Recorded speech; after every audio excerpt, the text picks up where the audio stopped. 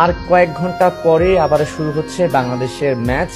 বলতে গেলে বাঁচা মরার লড়াই আজকের খেলার উপর ডিপেন্ড করছে যে বাংলাদেশের মিশন কি স্পোর্টস ওয়ার্ল্ড কাপে এখানেই শেষ নাকি চলতেই থাকবে ফাইনাল পর্যন্ত। আমার সঙ্গে আছে রুদ্র, এখন তার সঙ্গে কথা বলবো। রুদ্র, এই মুহূর্তে এসে কয়েক ঘন্টা পরে হচ্ছে আজকের ম্যাচ। একটা ম্যাচ টোটাল 6টা খেলা, রাইট? জি। আচ্ছা, কি মনে হচ্ছে, কেমন হবে সবকিছু? যদি আল্লাহর রহমত থাকে, যদি সবাই দোয়া কাজে লাগে, তাহলে আমরা অবশ্যই কোয়ালিফাই করব। আমাদের কোয়ালিফাই করতে সমস্যা হবে না যদি সব ঠিক থাকে। আচ্ছা, দোয়া তো অবশ্যই আছে, কিন্তু আমি বলতে চাই যে গেম প্ল্যানিং কি হয়েছে, প্রস্তুতি কেমন, টিম মিটিং এ কি ধরনের সিদ্ধান্ত হয়েছে, বিষয়গুলো? আমরা কালকে সারা দিন রাত প্র্যাকটিস করছি, অনেক প্র্যাকটিস করা হয়েছে। এখন আজকে যে গেম প্ল্যানিং অনেকটা চেঞ্জ হয়েছে, কালকে থেকে একদমই চেঞ্জ, ফুললি চেঞ্জ। আমাদের স্ট্র্যাটেজি সবকিছুর উপর আবার নতুন করে কাজ করা হয়েছে। যে প্ল্যানিংগুলো সব কিছু একদম চেঞ্জ করে ফেলছি আমরা। এখন অনেক নতুন কিছু ট্রাই করবো, যদি এগুলো কাজে লাগে কোয়ালিফাই করে যাবো। আচ্ছা, ডিভাইসের কথা প্রসঙ্গে আসতে চাই। নতুন ডিভাইস যেগুলো দেওয়া হয়েছিল সেটা আরো একদিন প্র্যাকটিস করতে পেরেছেন, এখন কি মনে হচ্ছে যে ইউজ টু হয়ে গেছে? জি, এখন ফোনটা আমাদের ইউজ টু লাগতেছে, আমাদের সবাই ফোনের উপর হাত বসে গেছে। এখন ফোনের গেম প্লে সবাই যেরকম প্রাইমারি গেম প্লে ওটা আমরা প্রোভাইড করতে পারবো। আরেকটা সমস্যা কিন্তু ছিল, প্রথম ম্যাচের দিন বলেছিলেন যে প্রচুর ঠান্ডা ছিল, 16 ডিগ্রি তাপমাত্রা। জি, এইবারে সেই ব্যাপারটা কি হবে? আজকেও তো তাই হতে পারে? আজকেও হবে, এটা হবেই, এটা আমাদের কিছু করার নাই, কজ ওয়েদার এনভায়রনমেন্ট সবকিছু তো সবার উপরে চিন্তা করে তারপরে এটা ডিপেন্ড করে। তো আমাদের একার উপরে এটাকে বরদাস্ত করবে না।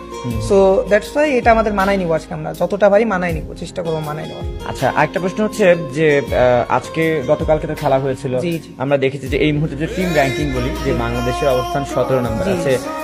আজকে যদি বাংলাদেশকে এই বাধা উঠে পরের পর্বে যেতে হয়, কি কি বাধা উঠতে হবে, কত পয়েন্ট লাগবে আপনার কাছে? দেখেন পয়েন্টস গ্যাপ খুব একটা নেই, অল্প, একদমই অল্প পয়েন্টস গ্যাপ সব টিমের ভিতরে।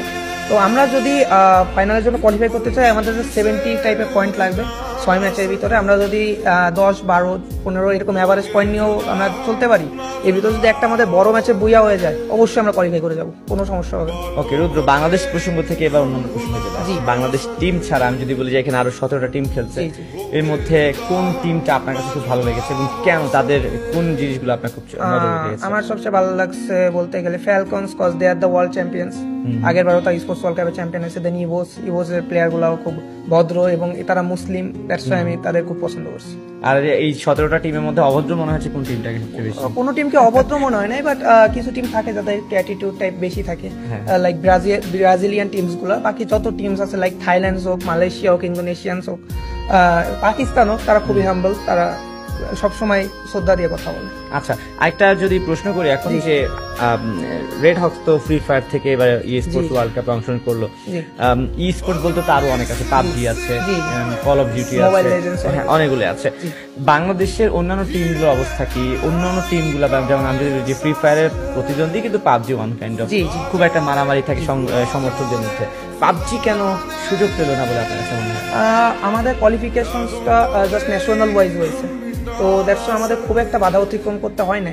বাট পাবজির যে জিনিসটা সেটা হচ্ছে লাইক সাউথ এশিয়ান টাইপের হয়ে গেছে, সাউথ এশিয়ান না বাট এশিয়া টাইপের হয়ে গেছে। ওদের কোয়ালিফিকেশনসটা বেশি টাফ আমাদের থেকে, দ্যাটস ওরা কোয়ালিফাই করতে পারে না, বিকজ ওদের সেক্টরটা একটু বেশি টাফ আমাদের কোয়ালিফিকেশনস থেকে ওয়ার্ল্ড কাপের ক্ষেত্রে। এই কারণে বলছেন যে পাবজি এবার হয়তো সুযোগ পায়নি, আগামীবার অবশ্যই বাংলাদেশি টিমসের পটেনশিয়াল আছে, পাবজিতে অনেক ভালো ভালো টিমস আছে, তারা অনেক গ্রাইন্ডিং করছে, অনেক কাজ করছে, অবশ্যই তারা পারবে। ঠিক আছে, শেষমেশ বলতে চাই যে আজকে খেলা উপলক্ষে যে দর্শকরা আছে, যে ফ্যান ফলোয়ার আছে ফ্রি ফায়ারের, তাদের জন্য কিছু বলে দিই। আপনারা নিরাশ হবেন না, পারফরমেন্স যেটাই হোক আমরা আমাদের সর্বোচ্চটা দিব, আপনাদের জন্যই, আপনাদের কথা চিন্তা করে আমরা পারফরমেন্স করার ট্রাই করব। দোয়া রাখবেন, আল্লাহ ভরসা জবাবে ইনশাল্লাহ ভালো হবে। ঠিক আছে রুদ্র, আপনাকে অসংখ্য ধন্যবাদ। আর দর্শকদেরকে বলতে চাই যে দর্শক, আজকে ম্যাচ আছে বাংলাদেশে, আজকে 6টা ম্যাচ হবে। এই মুহূর্তে 18টা টিমের মধ্যে বাংলাদেশের র্যাঙ্কিং হচ্ছে 17 নম্বরে। পরবর্তী পর্বে যদি বাংলাদেশকে উঠতে হয়, তাহলে ফাইনাল রাউন্ড মানে আজকের খেলা শেষে কিন্তু 12টা টপ 12 টিমের মধ্যে অবশ্যই থাকতে হবে। সেক্ষেত্রে মিনিমাম 70 থেকে 75 পয়েন্ট অবশ্যই বাংলাদেশকে পেতে হবে। যদি পেয়ে যায় তাহলে কিন্তু বাংলাদেশ উঠে যাচ্ছে পরের রাউন্ডে, অর্থাৎ চ্যাম্পিয়নের দৌড়ে কিন্তু বাংলাদেশ টিকে থাকে।